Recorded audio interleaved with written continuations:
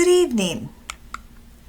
I'm Krista Lentine from St. Louis University, and on behalf of my co-authors, we appreciate the opportunity to share our work on associations of lack of insurance and other socio-demographic traits with deficiencies in follow-up after living kidney donation.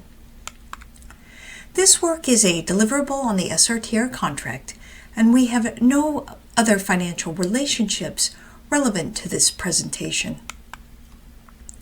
The background for this work is that follow-up after living kidney donation in the United States has improved with recent policy mandates. However, we hypothesized that lack of insurance at donation may be a barrier to post-donation follow-up. So the goals of this work were to examine associations of insurance status and other baseline factors with clinical and laboratory follow-up after donation.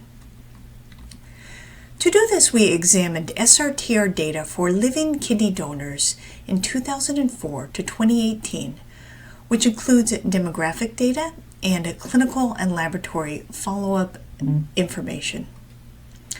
The primary outcome was clinical and laboratory follow-up at 6, 12, and 24 months post-donation, as required by OPTN Policy 18 on living donor follow-up forms. We applied multivariate logistic regression, including adjustment for donation year and other baseline factors, to examine the associations of insurance status on the outcome of a clinical and laboratory follow-up at the mandated follow-up time points.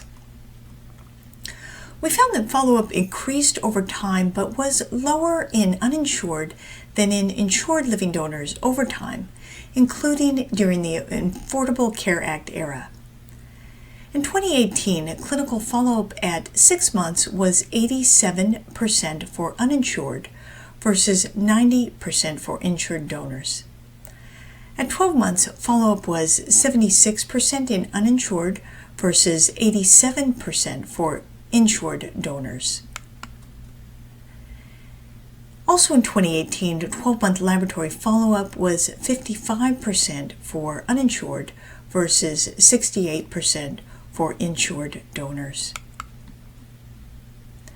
In multivariate regression, including adjustment for donation year and other baseline factors, uninsured status was associated with 7% lower relative odds of 6-month clinical follow-up and 14% lower odds of laboratory follow-up.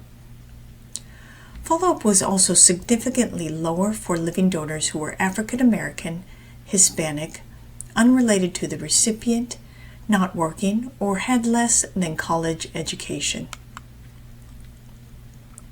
So in conclusion, while follow-up after living kidney donation is improving, uninsured living kidney donors and those who were non-white, unemployed, and less educated were less likely to receive follow-up.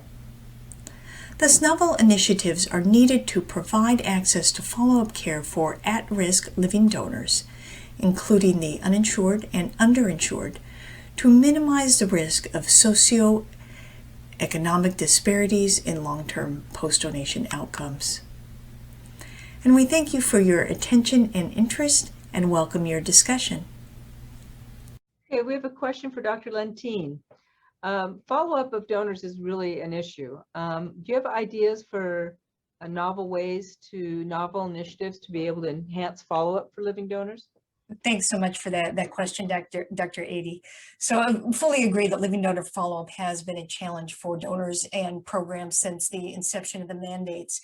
And what we are seeing is that follow-up has improved over time, showing that with attention and dedication, follow-up at least to 2 years is generally feasible, but there are disparities. And in looking at insurance, we were considering potentially modifiable barriers to follow-up. And I'll note that the Living Donor COP has another abstract on billing practices following next, which shows variable practices as well as a desire for more guidance, and that practices programs use range from institutional allowancing to billing the donor's insurance which has the caveat that this may incur copay, but also with some programs billing the recipient's Medicare or the cost report, importantly, which is not allowable. So I think it's really important to educate your donor candidates up front, make an individualized plan with each donor, and if uninsured, decide how you're going to support. But real quickly, the larger issue is that even if 100% successful, that OPT and follow-up is only 2 years, and that donation is a lifetime decision. So I did want to make mention of the Srtr Living Donor Collective, and this is an effort to develop the first national living donor registry, wherein programs register all candidates seen at their center. So candidates as well as those who are approved for donation, and then the Srtr will do the follow-up. This started as a 10-center pilot. There are 2 publications on this, including a recent in Transplantation Direct, and under the new contract, we are making an effort to expand that nationally. So more to follow on that initiative. Absolutely need that. We need 20-year follow-up, not just 2-year follow-up.